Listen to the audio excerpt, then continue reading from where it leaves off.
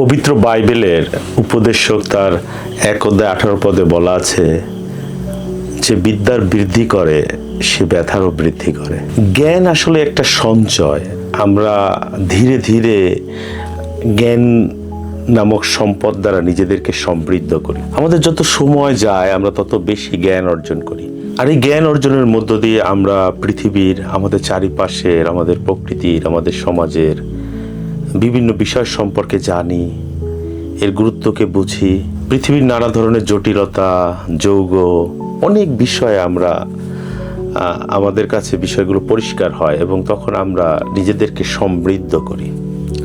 এবং এই জ্ঞান অর্জন করতে গিয়ে অনেক সময় মানুষ আস্তে আস্তে নিজেকে অন্য সমস্ত কিছু থেকে দূরে সরিয়ে নিয়ে যায় এবং জ্ঞানের বোঝা যত ভারী হতে থাকে তার জীবনে, তত যেন সমাজ, প্রকৃতি সব কিছু থেকে সে নিজেকে আড়াল করে রাখে, নিজেকে দূরে সরিয়ে রাখে। এই জ্ঞান আমাদেরকে এত ভারী করে তোলে, মনে হয় যেন আমরা আর প্রকৃতির সঙ্গে মিশতে পারছি না, আমরা আর স্বাভাবিক হতে পারছি না, আমরা একটা আলাদা জীবন যাপন করতে শুরু করি। আমরা আগের সরল আনন্দে মেতে উঠতে পারি না, মাটিতে নামতে পারি না, নিজেকে প্রকৃতির সাথে মেলাতে পারি না, যেন একটা আলাদা খাঁচা আমাদেরকে চারিদিকে ঘিরে রাখে। অনেক সময় দেখা যায় অনেক কাছের মানুষও দিনে দিনে দূরে চলে যায়।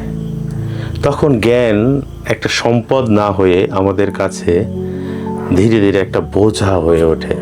তাহলে প্রশ্ন আসে, একজন জ্ঞানী কি সত্যি আনন্দে জীবনযাপন করতে পারে? সে কি সব কিছু উপভোগ করতে পারে?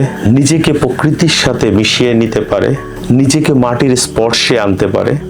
আমি বলবো হ্যাঁ, পারে। কিন্তু এটা তখনই সম্ভব যখন সেই ব্যক্তিটি তার নিজের জীবনে ধ্যানকে, নীরবতাকে স্থান দেয়। ধ্যান আমাদের জ্ঞানকে যে শুধু বৃদ্ধি করে এমন নয়, কিন্তু তাকে উর্বর করে তোলে। ধ্যান আমাদের শেখায় আমাদের নিজেকে নতুন করে আবিষ্কার করার।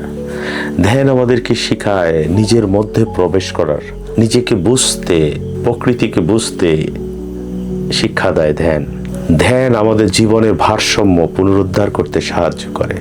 বাইবেলে জমি চাষের একটি সুন্দর নিয়ম দেওয়া আছে। আপনি যদি লেবীয় তার 25 অধ্যায় পড়েন, সেখানে বলা আছে যে তোমরা যখন জমি চাষ করবে, 6 বছর একটা জমি চাষ করবে এবং 7ম বছর কোনো চাষ করবে না, জমিটাকে ফেলে রেখে দেবে। কেন করা হয় এটা? কারণ 6 বছর ফল দিতে দিতে এই জমিটা অনুর্বর হয়ে যায়, আর তাই 7ম বছর এটাকে ফেলে রাখলে সেই জমিটা তার শক্তিকে পুনরুদ্ধার করে, সে নতুনভাবে শক্তিশালী হয়। যদিও সে এই 7ম বছরে কোনো ফসল দিচ্ছে না, কিন্তু পরের 6 বছর সে আবার অধিক ফল দেয়, ফল দেওয়ার জন্য নিজেকে তৈরি করে, আবার সে নতুন জায়গায়, সতেজতায়, সবলতায়, নতুন উদ্যমে সে ফিরে আসে। আমাদের জীবনও ঠিক তেমন।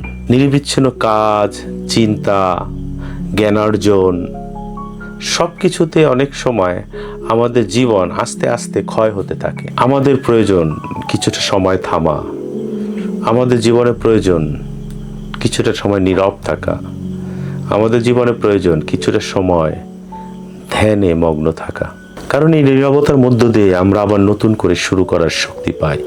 এই ধ্যানের মধ্য দিয়েই জ্ঞান জীবন্ত হয়ে ওঠে এবং সেই জ্ঞান প্রয়োগযোগ্য হয়। আর কেবল তখনই আমরা আনন্দের সাথে, কৃতজ্ঞতার সাথে এই পৃথিবীকে উপভোগ করার শক্তি পাই।